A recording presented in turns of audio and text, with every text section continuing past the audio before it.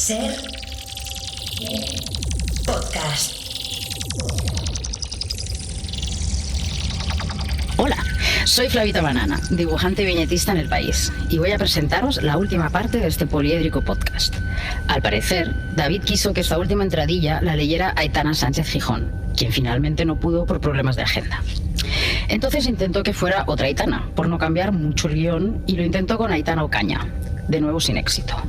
Al final se decidió por mí, porque Banana rima con Aitana. Y porque me conoce y sabe que no me importa ser no solo el segundo plato, sino el postre. Y es que a nadie le amarga un dulce. Os dejo con el último capítulo de este podcast, titulado Esclavitud, la dictadura.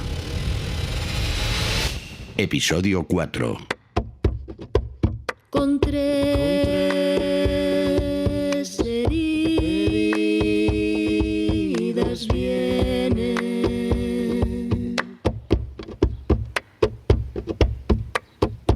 En la provincia de Jaén, en el pueblo de Belme de la Moraleda, empezaron a aparecer hace más de 50 años unas manchas con aspecto de rostro humano en las paredes y en el suelo de la casa de una paisana, llamada María Gómez Cámara.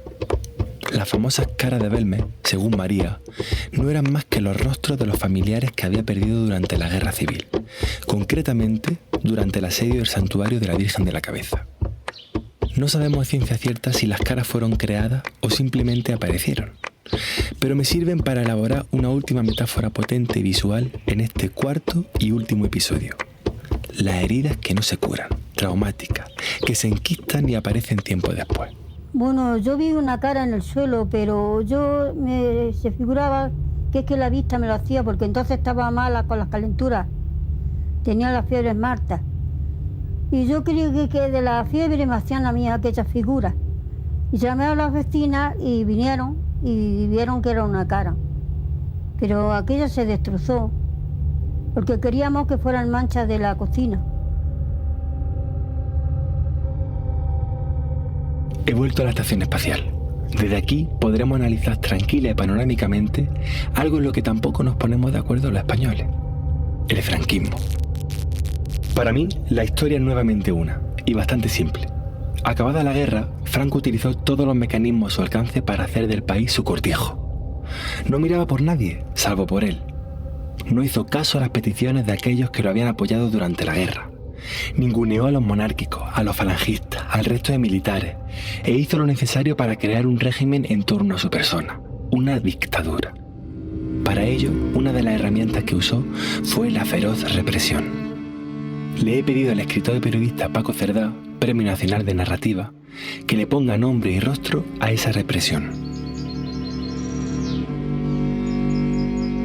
El parte dice: la guerra ha terminado. Nada ha terminado. Todo está empezando. Ahora se llama posguerra y no hay boato en ella. Es todo más oscuro, íntimo, pequeño, atroz. La posguerra es la vida de Eulalio, ese joven de 19 años encerrado dentro de las alambradas del campo de concentración francés de Saint-Cyprien. Lo cercan los piojos, las pulgas, las ratas. Come platos con 14 garbanzos y una taza de agua color café con pedazos de pan. A ratos muertos lee El Quijote y sueña con Silvia, la chica de la foto que le han mandado. La posguerra es la vida de Pepe, un chico de 17 años encuadrado en el batallón de trabajadores del Valle del Roncal. Uno más, condenado a trabajo forzado. Cada día el pico, la pala, la montaña. La inacabable montaña en este mar de montañas a donde las mulas de España, perdedores de la guerra, tienen que abrir una carretera. La posguerra es la vida de Matilde, una vieja alumna de la residencia de señoritas republicana que ahora, en la cárcel de Ventas, ayuda a las condenadas a muerte a recurrir su pena. También a ella le han pedido pena de muerte por comunista, pero Matilde le escribe a su hija Carmencilla, refugiada ya en México con sus tíos, y le cuenta que ayer se posó un jilguero en su ventana y se acordó mucho de ella. Quizá viniese de tu parte, ¿verdad? Dijo pi, pi, pi, ahuecó las plumas y se fue volando otra vez. Eso mismo, volar, querría Rawicz, tipógrafo polaco y comunista encerrado en la cárcel de San Miguel de los Reyes, Valencia. Dice el refrán: San Miguel de los Reyes, patio de las tres palmeras, donde se mueren los hombres de sentimiento y de pena. Dice un carcelero que allí un preso rojo vale menos que la cuarta parte de una mierda. Por eso Rawicz sueña con volar.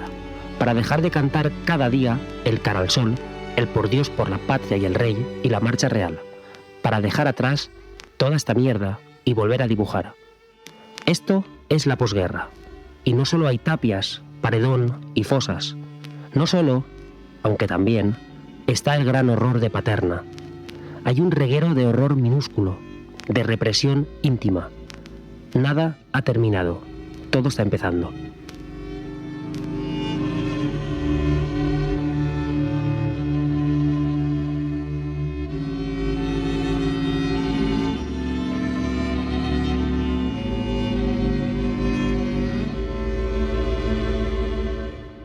El acero contra la carne. Desde el día 1, Franco usó el poder para reprimir y asfixiar al pueblo español.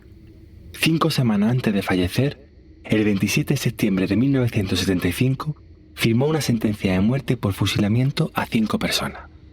El año anterior había ordenado el asesinato de otro preso político, Salvador Puig Antich, a quien se le aplicó el tortuoso garrote vil a los 25 años. Europa mostró su descontento con el régimen ante aquellas ejecuciones. El continente siempre condenó la violencia por mano fascista en España, pero poco hizo para evitarlo. El golpe de Estado triunfó por la pasividad intencionada de Francia, Inglaterra y Estados Unidos. Pero no miré de nuevo por los cerros de mi tierra y volveré al hilo de esta reflexión. Las heridas que no cierran bien vuelven a aparecer, a supurar un dolor imborrable. Envidio profundamente a otros países que han logrado contar y condenar su propia historia de manera ejemplar. Aunque mi oficio y mi vocación es escribir, estudié traducción de alemán, francés e inglés. Hace más de una década viví 2 años en el país germano. Allí comprobé de primera mano que a ningún alumno se le habría ocurrido levantarse del asiento y gritar Heil Hitler. ¿Recordáis que en España una alumna se levantaba en clase y gritaba entre risas ¡Arriba España? La noche y el día en cuanto a memoria democrática. Por no hablar de las veces que escuché eso de que Franco no era tan malo porque gracias a él disponemos hoy día de pantanos. A ver qué alemán te sale con que Hitler construyó casi todas las autovías del país. Entonces, ¿qué historia del franquismo debemos contar? ¿Fue un régimen a condenar o debemos resaltar también sus aciertos? ¿Qué virtudes tendría este? ¿Llegaremos a ponernos de acuerdo algún día y a contar una misma historia de lo sucedido? ¿Qué hacemos con el Valle de los Caídos? ¿Lo mantenemos con dinero público? ¿Dejamos que se caiga o lo convertimos en un centro laico y de memoria? ¿Dejará de ser pronto el fortalecimiento de la memoria democrática una asignatura pendiente? Para responder a estos interrogantes, al acabar este episodio abriré una mesa de diálogo con 2 terrícolas millennials que aceptaron venir hasta esta nave espacial. Pero antes, entrevistaré brevemente a 3 personas de generaciones distintas a quienes les leeré un pequeño texto literario y les haré reflexionar sobre él. Los 3 entrevistados serán Eugenio del Río, Miguel Martínez del Arco e Isa Calderón.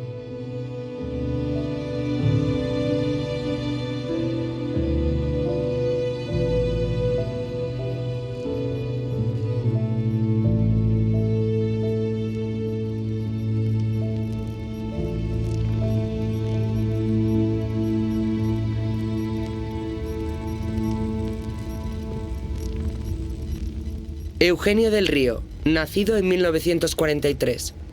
Eugenio, empezamos contigo. Eugenio luchó contra el franquismo desde su juventud. Fue secretario general del movimiento comunista. Tuvo que exiliarse varios años a Francia. Y ha escrito varios libros sobre los movimientos protestas. El último, titulado Jóvenes antifranquistas, describe aquella juventud que en los estertores del régimen luchó y sufrió para derrocarlo. Antes que nada, perdonad oyentes, si se oye alguna intermitencia, pues Eugenio, por haber cumplido recientemente 82 años, ha preferido quedarse en la tierra y esta conversación será telefónica. ¿Nos escucha, Eugenio? Perfectamente. Genial. He dicho que tiene 82 años, ¿estoy en lo cierto? Sí, exacto. Perfecto. Voy a leerte un episodio de mi novela, La península de las casas vacías. El episodio se titula El caligrama del funcionario civil. Bueno, no te lo leeré yo, te lo va a leer Juan Vinuesa con la voz y la entonación de Franco. Desde hoy asumiré todo el poder y el pueblo lo acatará felizmente. No habrá igualdad. La mujer no podrá votar. No existirán los cementerios civiles. La religión será una asignatura indefectible. Las mujeres no deberán usar nunca maquillaje. Los gitanos no serán considerados pueblo íbero. Todo íbero será siempre profundamente católico. Las faldas, largas y amplias, deberán cubrir las piernas. Las piscinas se separarán por sexo, así como los colegios. Estará mal visto comer en mangas de camisa en los restaurantes.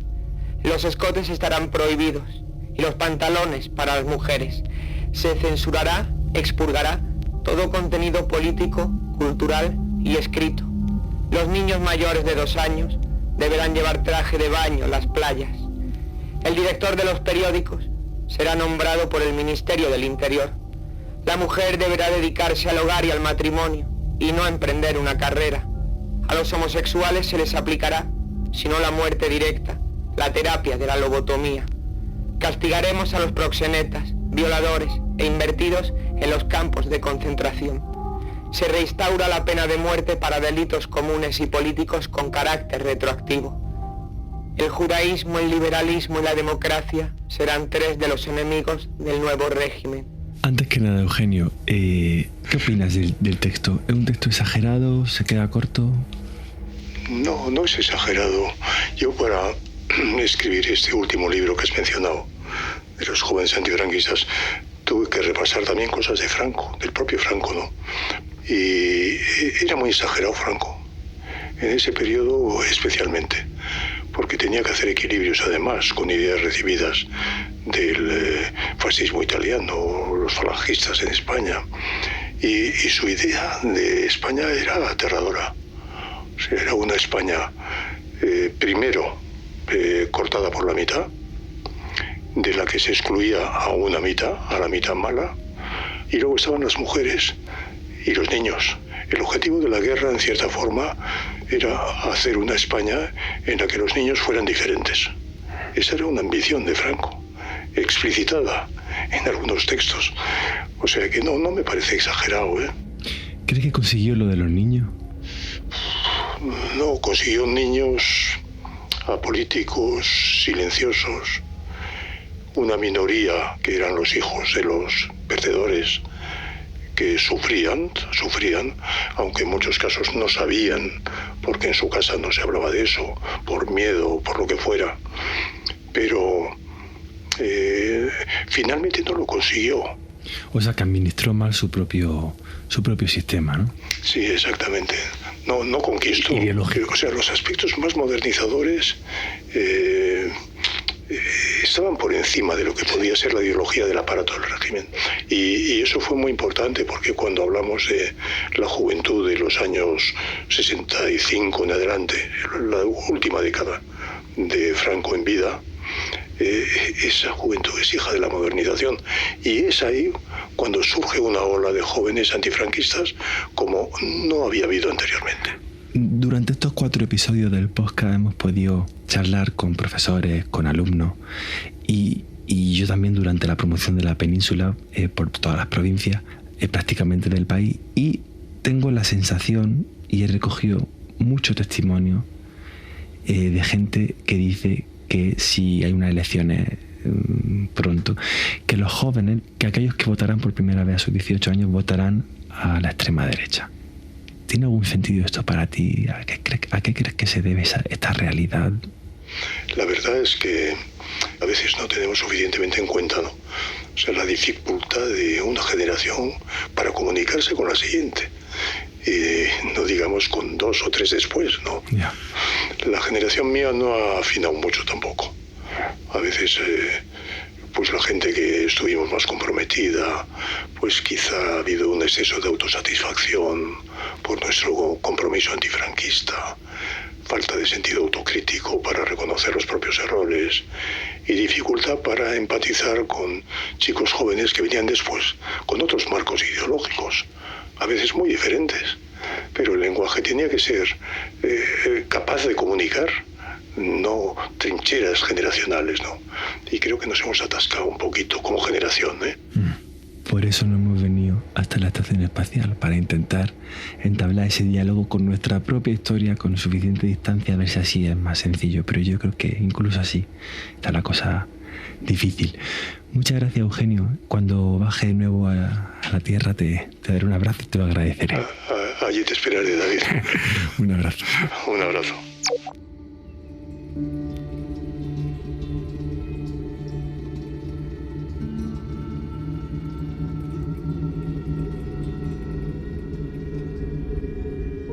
A nuestro segundo invitado, Miguel Martínez del Arco, también escritor y creador de ese magnífico libro llamado Memoria del Frío, publicado por Hoja de Lata, le leeré un episodio completo de mi novela, el penúltimo del libro. Pero tranquilos, que por tratarse de una historia satélite y secundaria, no destripará nada del resto. El episodio se llama La bala de la relojera, y esta vez lo leerá Valentina Rojo.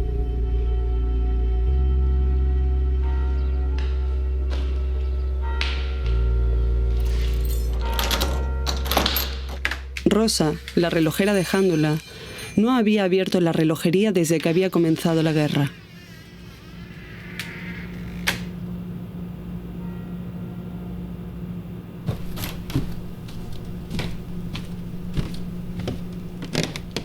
Se dijo que una vez terminado el conflicto volvería a contar el tiempo, que las agujas no debían moverse en época de carnes rotas y pérdidas continuas. Así, el 3 de abril, lunes, a las 8 de la mañana, desclavó los maderos con los que había cubierto el escaparate y la puerta del local. Quitó las tiras engomadas que había pegado al cristal para que no estallara, limpió el polvo acumulado durante aquel millar de días y dio cuerda a los relojes que había expuestos en el mostrador. Antes de colgar el cartel abierto, decidió bajar a la recámara oculta que había bajo la tarima del local. Allí guardaba una colección de relojes muy especial de la que nadie había oído nunca hablar salvo su difunto padre y ella. Aquel habitáculo tenía colgados en las paredes alrededor de 12.000 relojes, uno por Jándulés. Recordad que Jándula tenía en los años 30 casi 12.000 lugareños, mientras que hoy día no llega ni a la mitad por el brutal éxodo del campo a las ciudades y por las balas. Junto a cada reloj había un letrerito con el nombre de cada uno de los janduleses que vivían entonces en el pueblo. Si el reloj se movía, relojes que no necesitaban cuerda para avanzar, significaba que aquella persona seguía viva. Si por el contrario tenía las agujas detenidas, el lugareño había muerto. Y si las agujas andaban a una velocidad lenta y pesada, al dueño de aquel reloj le quedaba muy poco de vida. Rosa se echó las manos a la cabeza al descubrir el número de relojes parados. Sabía que habían muerto janduleses debido a aquella guerra, pero nunca habría imaginado que tantos. Sin embargo, lo que más le impresionó no fueron los relojes parados, sino los que seguían moviéndose a una velocidad ralentizada. Según sus cálculos, casi una décima parte de los janduleses que habían sobrevivido a la guerra iban a morir en los próximos días. La pobre pensó que la guerra volvería. No se imaginó que tantas muertes vendrían de la recién instaurada dictadura. Cargó contra ellos como si tuvieran culpa de algo, cuando no eran más que meros mensajeros. Solo dejó uno en su lugar, el propio. Era el único que estaba cubierto por un cajetín de madera. Nunca lo había mirado. Le daba miedo encontrárselo con un ritmo casi inexistente. Pero aquella vez la curiosidad le pudo y levantó la pequeña compuerta de madera para observar el comportamiento de las agujas de su reloj. No iban lentas, iban velocísimas. Incluso costaba apreciarlas de lo rápido que iban. Sabía que aquello era similar a haberlas encontrado lentas. Significaba que su vida se iba a acabar antes de hora. Hundida en la confusión, tanto por las muertes pasadas como por las que tendrían lugar, y la suya inminente, se dejó caer al suelo, sobre el colchón que habían formado todos los relojes, pensando qué podría hacer. Por un lado, no sabía si decírselo a los suyos e incluso al pueblo. Temía que si conocían sus destinos, los muertos fueran más. Y por otro lado, tenía que elegir entre verse morir en unas horas, según sus cálculos, o poner fin a su vida y cortar la agonía. consideró que lo mejor era llevar a cabo la primera idea que se le pasó por la cabeza. Inundó la recámara de alcohol, encendió un mixto y lo lanzó al aire, apretando acto seguido el gatillo de la pistola cuyo frío cañón reposaba sobre la lengua.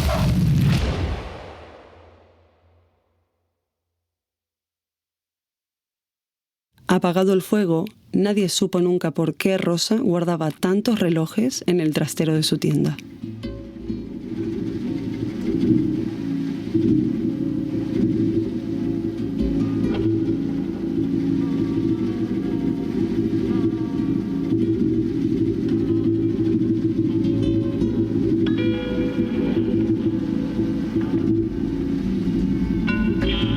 Miguel Martínez del Arco nació en 1961.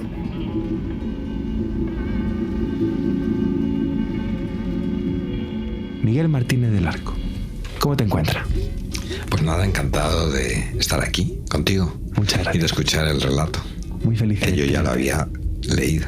Gracias, muchas gracias y gracias por haber acudido aquí hoy. ¿Qué conclusión sacas del relato? Pues mira, saco varias conclusiones. Una, que el relato trata de reflejar el tiempo detenido que supone el marasmo de la guerra, sin imaginarse lo que iba a suponer la posguerra, y como con el deseo de recuperar la vida. Y después yo creo que me importa esa figura de los relojes detenidos y los relojes que caminan lentamente o muy rápidamente, porque para mí refleja muy bien lo que fue la posguerra. La posguerra estuvo llena de silencio. La dictadura no solo fue un tiempo de silencio, sino de murmullos, de susurros, y esos susurros son esos relojes. Yo creo que, sin embargo, quiero decir, para mí, probablemente ella se quita la vida erróneamente, no iba a morir. Qué lindo. ¿En qué año naciste, Miguel? Yo nací en el 61. Yo soy el hijo de la mujer que más tiempo pasó en las cárceles españolas. Mi madre, Manolita del Arco, pasó casi 19 años en la cárcel, y mi padre pasó casi 27 años en la cárcel. Y yo me crié en un gineceo. Pero cuidado, yo tuve una infancia compleja, pero no infeliz. Una infancia dura, pero no triste. Yo no podía ir a un colegio público, por ejemplo. Estaba prohibido, con mi padre en la cárcel, etc. Yo fui detenido entre los 11 y los 15 años 15 veces. ¿Por qué? Por el hecho de ser el hijo de dos peligrosos militantes de la democracia.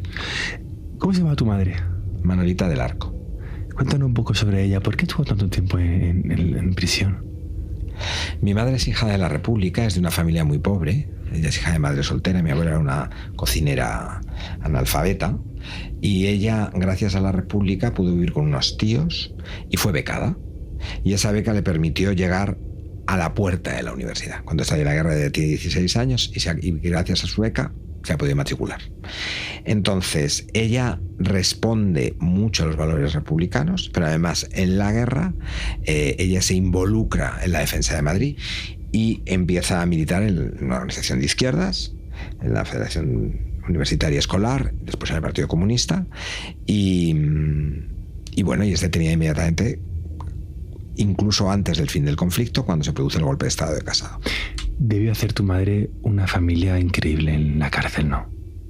La cárcel de mujeres se convirtió en grandes espacios de sororidad y en grandes espacios de construcción de elementos que entonces ni sus propios compañeros de militancia ni el entorno lo reconocía, pero en el sentido de generar un espacio socioafectivo que ahora entendemos un enorme valor político, es el feminismo. ¿Puedes contarnos algo, sin contar demasiado para también que se lean tu novela Memoria del Frío, pero sobre ese código que inventaron de costura para comunicarse entre ellas las prensas? Cuéntanos un poco.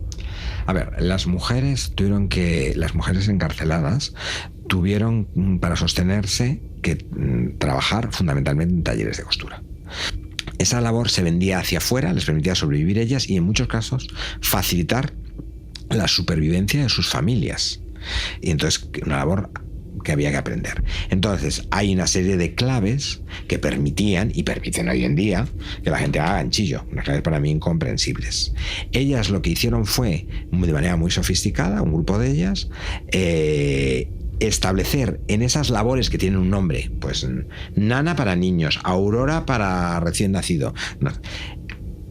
Hay una serie de instrucciones para nosotros incomprensibles, 1 J23 47 51, que corresponde a formas de hacer los puntos, pero detrás, en algunos de esas labores, se escondían claves no solamente de relación entre ellas, sino fundamentalmente de relación entre el exterior y las cárceles, o entre cárceles. Lo conocemos hoy día, pero no conocemos lo que quieren decir. Conocemos lo que quiere decir. No.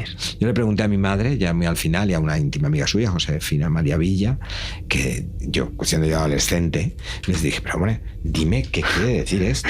Y me dijo, no, de ninguna manera. Qué bueno. ¿Y eso por qué? Y entonces, hombre, porque esto es una clave secreta, si te la digo. Y tú eres un niñato de 18 años. Pero además es que no la vas a necesitar. Para eso hemos peleado, para que la necesites. Y digo, ya, pero ¿y si la necesitas? Pues a lo mejor la necesitamos. Tendrás que inventarte tú las tuyas, sí, pero no te las digo. Estamos nosotros como por ponernos a la oscura a coser y a inventar una clave. Bueno, haremos alguna. O sea, la creatividad humana.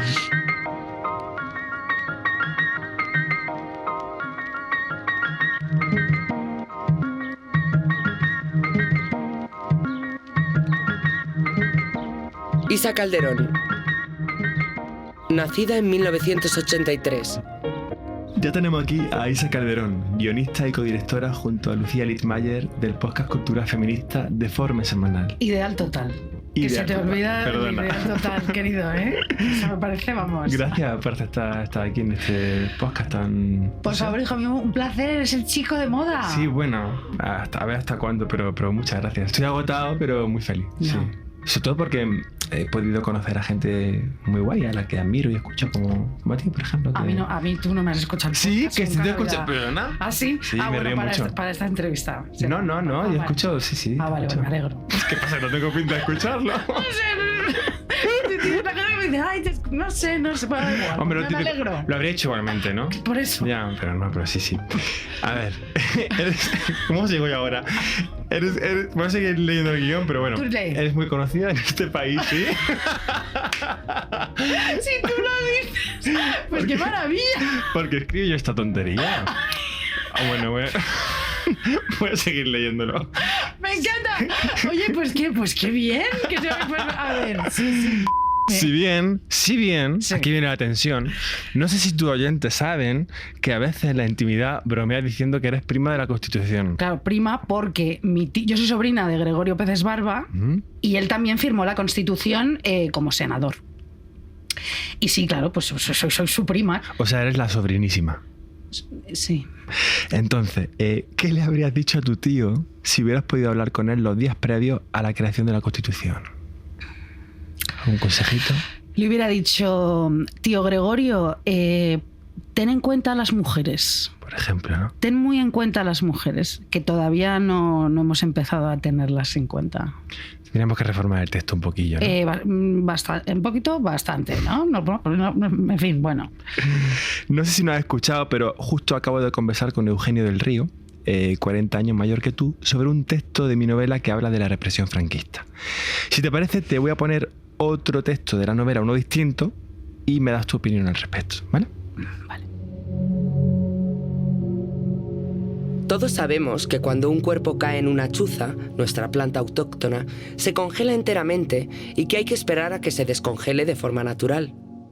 Gracias a los avances de la medicina y de la química, a día de hoy podemos saber a ciencia cierta cuánto tiempo durará el proceso.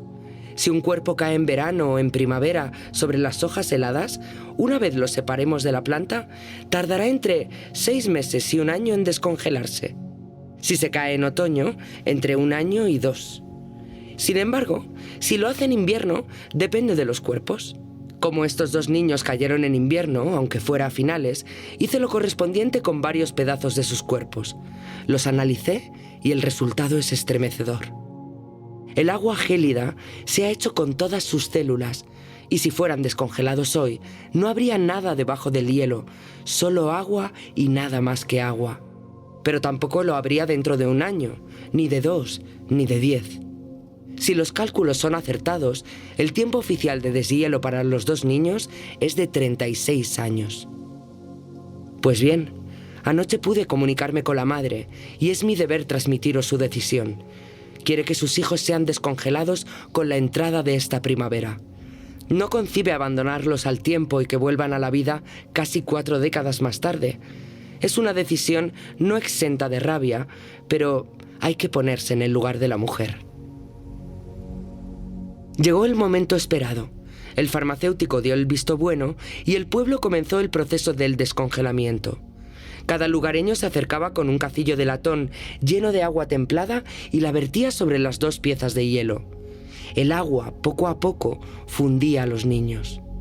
Unas horas después, ya habían perdido la mitad de sus cuerpos. Tal como predijo Fermín, en el suelo no había sangre diluida ni carne desleída, solo agua clara. Era cierto que no había apenas materia en el hielo. En aquel mismo lugar, en la pequeña hondonada que recogía el agua caída, iba a crecer un aliso que en unos años se haría fuerte y robusto y duraría más que cualquiera de los que habían presenciado aquella guerra. Por cierto, si os preguntáis la razón por la que he preferido descongelarlos y matarlos a que despertaran en 40 años, os la resumo. Me daba pena que en 4 décadas los niños despertaran en una sociedad que, en lugar de tratar la guerra con una firme memoria histórica, firmara un pacto de silencio y dedicara únicamente un par de páginas en los libros de texto al conflicto. Y es que un sino parecido al deshielo de los niños le aguardaba al país. Si nada lo impedía, Franco iba a ganar aquella guerra e impondría una dictadura durante 36 años. Congelaría las voluntades y las libertades, arrebataría el poder a los débiles y el alma a los contrarios, e impondría las escamas del fascismo a todas las pieles de Iberia, imbricadas.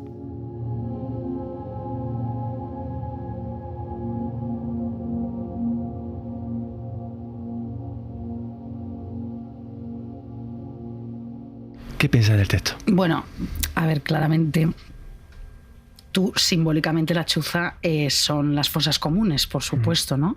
Y tú hablas como de la congelación, que viene a ser un poco el trauma que tenemos en este país de la guerra y el olvido, y todos esos cuerpos asesinados, fusilados y congelados en las fosas comunes, ¿no? Y esos familiares que tienen como una especie de duelo suspendido entre generación tras generación, y que todavía están pidiendo, ¿no?, que esto se resuelva cuanto antes, que esto debería ser ya, pues no sé, tan urgente, ¿no?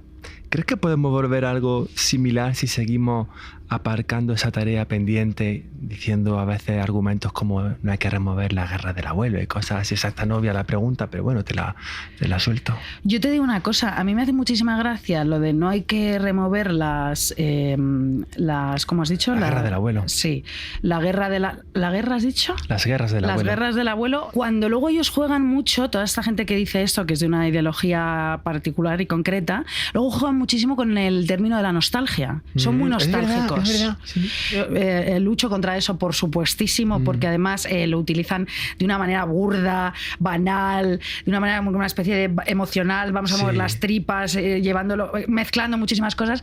Pero luego dicen esto: no remuevas la guerra del abuelo. Pues no, curioso sí. Eso sí, es un buen argumento, porque están siempre hablando de Covadonga, de la Reconquista. Pues sí.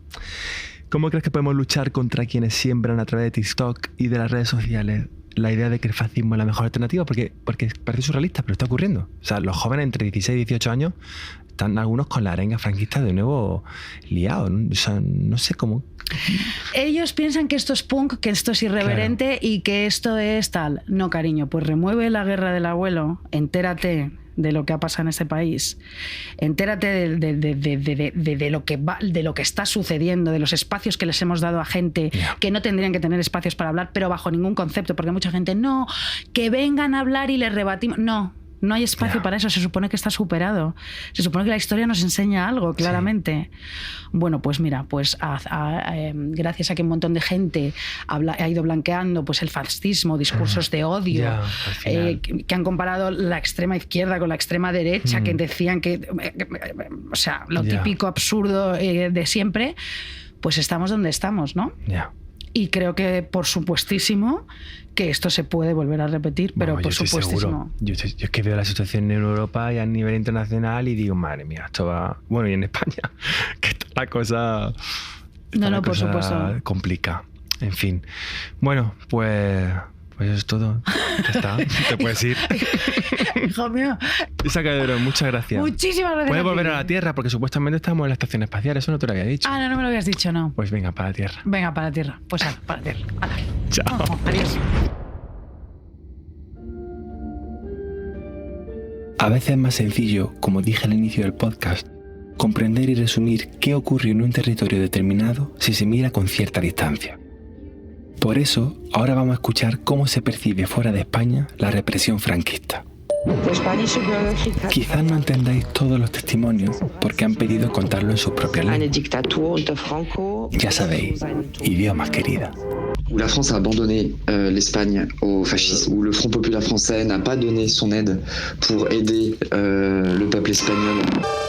我对西班牙内政的了解非常有限，因为我没有在学生期间深入学习过这段历史。 Во время гражданской войны в Испании множество детей оказалось в опасности.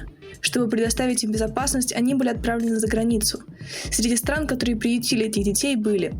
Многие из них смогли вернуться в Испанию только намного позже, после окончания Второй мировой войны. For me as an American, the Spanish Civil War is summarized most by the art that comes from it.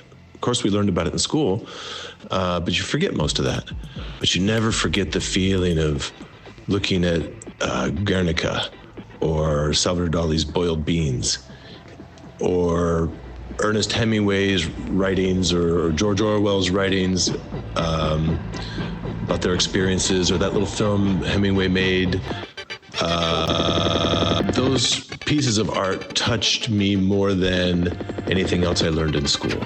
هي بريغادات انترناسيوناليس في الناس من بزاف ديال البلاد جاو لاسبانيا باش يحاربوا الفاشيزم وخاطروا حياتهم على حاجه ما عندهم عليها حق. Bojovali tam nějaké spojené jednotky španělské levice proti Frankovi, ale nakonec se ukázalo, že nebyly zas tak spojené. Es war eigentlich ein Krieg zwischen der demokratisch gewählten Republik und Franco, der von Mussolini und Hitler unterstützt wurde, also mit einer faschistischen Armee. Es gab riesige Massaker wie in Guernica, was auch Picasso zu seinen berühmten Gemälde inspiriert hat. Und danach war Spanien eine Diktatur unter Franco bis zu seinem Tod im Jahre 1975. Antes de pasar a la mesa redonda, quiero dar la palabra al poeta Juan Herrero, ganador del Adonais de Poesía en 2024 con Cartografía de Nadie, a quien he traído hasta esta estación espacial sin contarle la razón. Juan, bienvenido. Bien hallado, David, muchas gracias. Como acabo de informar a los oyentes, has venido totalmente a ciegas. No sabes para qué te hemos traído hasta aquí, ¿es así? Es así. Pues te voy a leer un poema de Federico García Lorca escrito en el 29 en Nueva York. Se titula Fábula y rueda de los tres amigos. Bueno, en lugar de leértelo yo, te lo va a leer Alberto Conejero. Cuando se hundieron las formas puras bajo el cri-cri de las margaritas, comprendí que me habían asesinado. Recorrieron los cafés y los cementerios y las iglesias, abrieron los toneles y los armarios, destrozaron 3 esqueletos para arrancar sus dientes de oro. Ya no me encontraron. No me encontraron. No me encontraron. Pero se supo que la sexta luna huyó torrente arriba y que el mar recordó, de pronto, los nombres de todos sus ahogados. ¿Qué te parece el poema? ¿Crees que Lorca intuía su posible muerte futura? Wow, el poema es maravilloso. Yo, que me traías a ciegas, no sabía muy bien con qué me iba a encontrar, pero... fíjate, últimamente estoy leyendo cosas de Federico a las que no estaba tan acostumbrado, ¿no? Porque su teatro y su poesía lo conocemos muy bien, pero no así tanto igual las conferencias. Y estoy recordando una que dio justamente a propósito de este libro, Poeta en Nueva York después del viaje.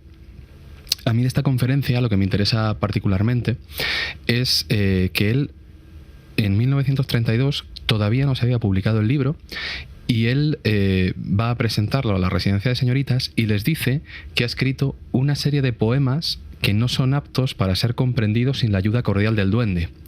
Y eso me interesa mucho. Primero, al final, porque la palabra cordial comparte etimología con el corazón, ¿no? Y por otro lado, me interesa mucho el término duende, ¿no?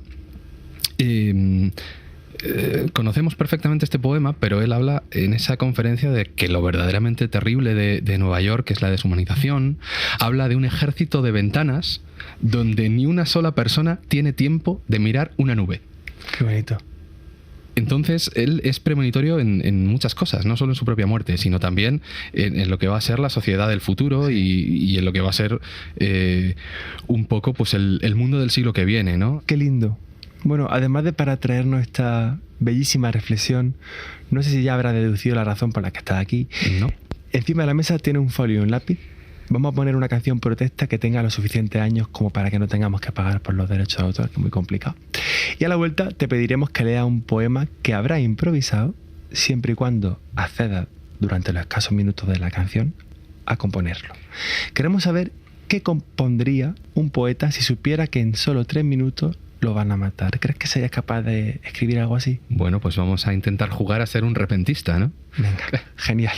Pues te damos 5 minutillos, ponemos la canción y a la vuelta escuchamos ese poema ante la muerte inminente que Juan Herrero crea para nosotros.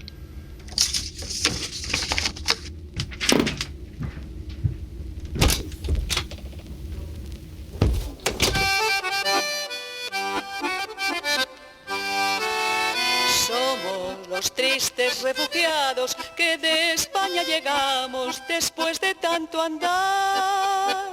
Hemos pasado la frontera a pie por carretera con nuestro ajuar. Mantas, macutos y maletas, 3 latas de conserva y algo de humor. Es lo que hemos podido salvar después de tanto luchar contra el fascio invasor. Y en el campo de Argelés, Urber, nos fueron a encerrar para no comer. Hoy que ni cagar podemos, sin que venga un Mohamed. Nos tratan como penados y nos dicen los soldados, ale, ale. Nos tratan como penados y nos dicen los soldados, ale, ale. Dicen que en el instante de la muerte nos cegará la luz, pero quién sabe qué será la luz, ni qué significado de la palabra instante es el que mide el tiempo que una bala necesita para pasar de lado a lado el aire hasta alcanzar el pecho que le ofrece sus páginas en blanco. Tan solo me arrepiento de las cosas que por vergüenza o miedo nunca hice. Por lo demás, dejadme la esperanza. Me resisto a creer que los disparos puedan llevarse toda la alegría.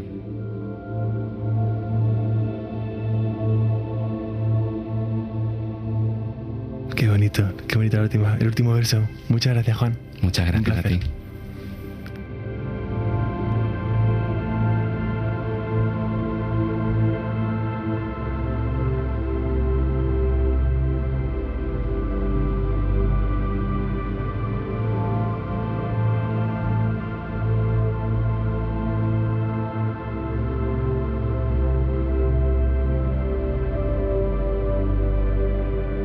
Vamos con el último debate de este podcast, las 4 heridas.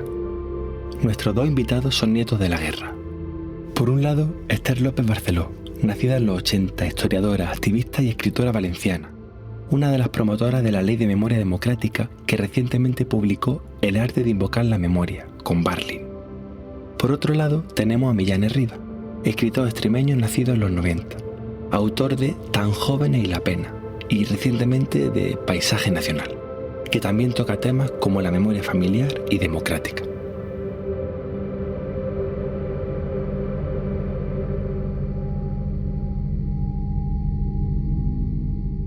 Buenas noches eternas y espaciales a todos. ¿Cómo sienta la ingravidez? Ay, a mí muy bien, ¿eh? ¿Sí? Sí, se me ha quitado la fibromialgia de golpe. Qué bien. ¿Y tú, Millán, echas de menos la Tierra? Solo un poco, porque la verdad es que yo soy una persona que echo bastante de menos los lugares por los que paso. En ese sentido soy bastante quejica. Bueno, pues alejados de esa tierra por la que tanto habéis luchado en vuestros escritos, con conciencia y sensatez y mucho trabajo, vamos a charlar un poco.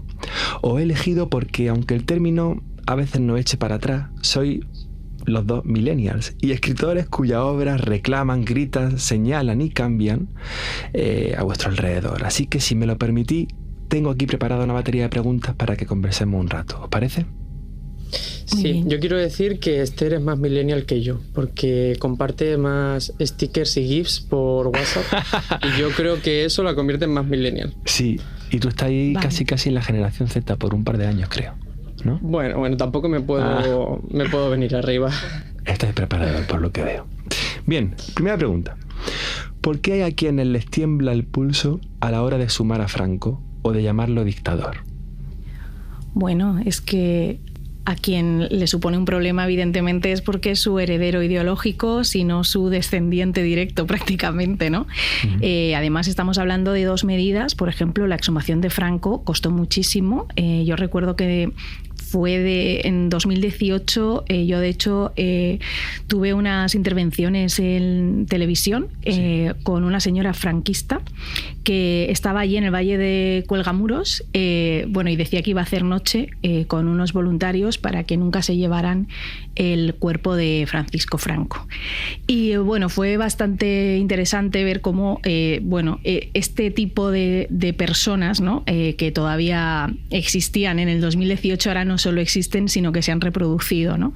Y lo que en entonces era de alguna forma algo que daba vergüenza ajena, ¿no? Y que bueno, era prácticamente una anécdota, ahora se ha convertido en algo peligroso y en algo que realmente puede ser que llegue incluso a ocupar algún ministerio del gobierno. Entonces, que la ultraderecha esté creciendo es también una respuesta a que en este país no ha habido unas políticas realmente de memoria democrática firmes y digamos que valientes, sino que llevamos 40 años, más de 40 años de democracia, y en estos más de 40 años de democracia se ha seguido manteniendo la impunidad del franquismo. Y yo creo que cuando no sientas en el banquillo de los acusados a los criminales, evidentemente se tiende a normalizar esta sociedad las ideas que defendían y las ideas por las que mataban.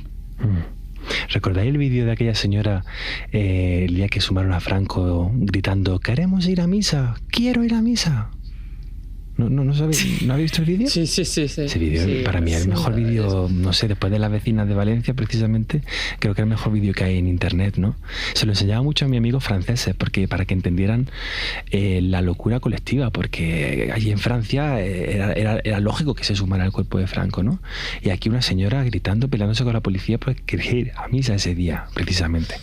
En fin, Millán, ¿algo que añadir? Sí, yo creo que Esther ha apuntado una palabra sobre la que yo quería precisamente pararme, que es la vergüenza.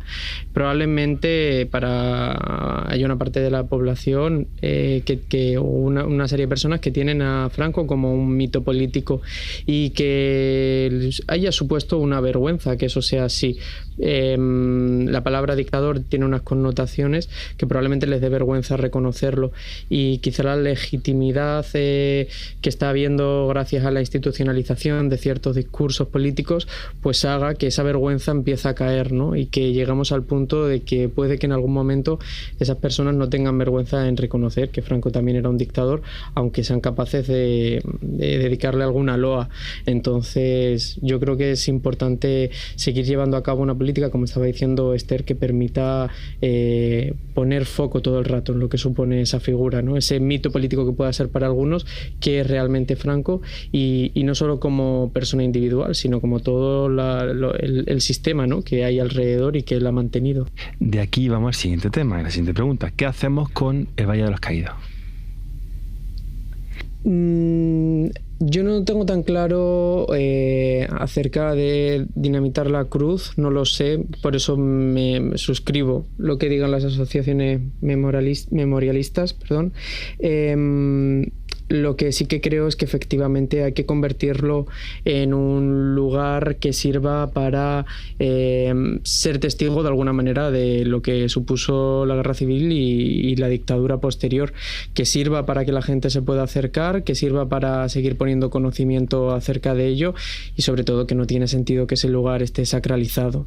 Entonces creo que lo primero por lo que hay que empezar es desacralizar ese lugar y convertirlo en un espacio público del Estado que permita a la gente acercarse. Hay un chaval, un historiador que se llama Manu Martín Gallardo, que escribió un artículo en El Diario maravilloso en donde daba una alternativa que pasaba por no destruir la Cruz del Valle y que tenía como ejemplo un relieve fascista que hay en Bolzano, en el que aparece representado Mussolini montado a caballo con el brazo en alto y una leyenda que decía credere, obedire y combatere, creer, obedecer, combatir. Y en 2014, tras un concurso público, se decidió intervenir el monumento con carteles LED donde se expone una cita de Hannah Arendt que dice: nadie tiene derecho a obedecer. O sea que yo también pongo encima de la mesa un concurso público de ideas para que artistas puedan intervenir también, artistas o incluso víctimas, que puedan intervenir la cruz. ¿No os molaría mucho que estuviera llena de grafitis de las víctimas diciendo de todo a sus victimarios? Yo creo que hace falta en este país un centro donde se recoja toda esa memoria colectiva y se explique lo que ocurrió, y creo que ese lugar podría ser un buen lugar. Y luego lo de resignificar la cruz y poner luz de rosa, pues mira, lo dejamos aquí a ver si alguien lo recoge. Luces rosas lo has dicho tú solo. Sí, bueno, pero bueno, amarilla, pero me parece bien sí. Rosa, sí, muy bonita. Y para terminar, ¿creéis que para el centenario de la muerte de Franco todavía quedarán cosas por hacer? ¿O dentro de 50 años, cuando alguien escuche este podcast, dirá, qué bien hicimos las cosas? ¿Cómo va a ir el futuro del país respecto a este tema? Pues mira, yo creo que hace 50 años, no pensaba, vamos a decir menos, ¿no? Yo creo que quizá 25 años, no sé si pensarían que en este momento todavía le daríamos tanta importancia, ¿no?, a la recuperación de la memoria, a lo que supuso la dictadura, a lo que supuso la guerra en este país. Entonces nos puede sorprender dentro de unos años ver todavía la vigencia, ¿no? Y cuando llegue el momento de que sean las tataranietas o tataranietas quienes todavía tengan algo que decir con esto. Vaso medio lleno, el mío medio lleno, juntamos los tres. No llegamos a un vaso medio lleno en común. No somos muy optimistas. Bueno, muchas gracias. Cuidaros, porque espero preguntaros en 50 años. Ah, sí, yo estoy segura. Tendré 91. Tendré el mismo número de teléfono, además. Espero que me llames, David. Te llamarás a tu búnker, estarás metido en un búnker por temor a las bombas y demás, y haremos el centenario. Yo espero también aguantar. Millán, aguanta. Venga. Un abrazo y nos vemos dentro de 50 años. Un beso. Un beso muy grande. Un besito hasta entonces.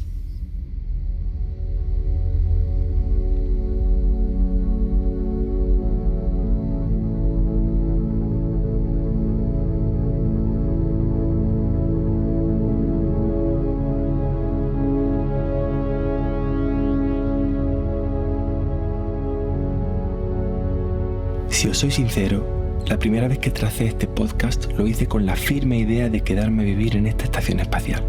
Nave flotante, vigilante, pero ajena al ruido de la Tierra. Aquí no llegan los ladridos políticos, los aullidos llenos de baba y venganza, los gritos de la horda enfurecida y la amenaza sanguinolenta. Pero después de escuchar tantos testimonios diferentes y de apreciar que hay mucho trabajo por delante y por hacer, he decidido volver a la Tierra. Bajo a la Tierra porque comparto el mismo afán que María Zambrano al responder así a una pregunta. ¿Por qué vuelven ustedes a España si saben muy bien que su causa está perdida? Dos hombres bajo tierra se adolecen ante la idea de no poder volver nunca más a la vida. ¿Qué cosas darían por volver a ella y no jugar esta vez a la guerra, sino a contemplar la vida en paz? La voz de un nacido durante la guerra, en 1937, dará broche a este podcast. José Sacristán, cuando quieras.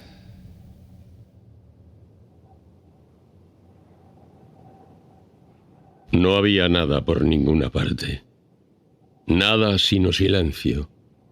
Un silencio húmedo que rezumaba, calaba hasta lo más hondo. Un silencio que era la ausencia y el vacío de la atronadora refriega ya pasada. No había nada, nada sobre la tierra. Bajo ella, muertos infinitos yacían en confusión. Ahora casi tierra ya también ellos, y todavía lastimada humanidad, sin embargo.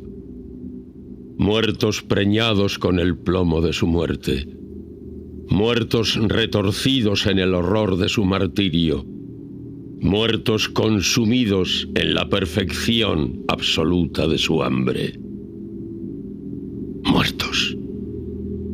Sepultados de cualquier modo, entre las raíces de los vegetales, entregados a esas garras ávidas, insaciables, vivificadas por la lluvia que había escurrido tan largamente por entre piedras y huesos.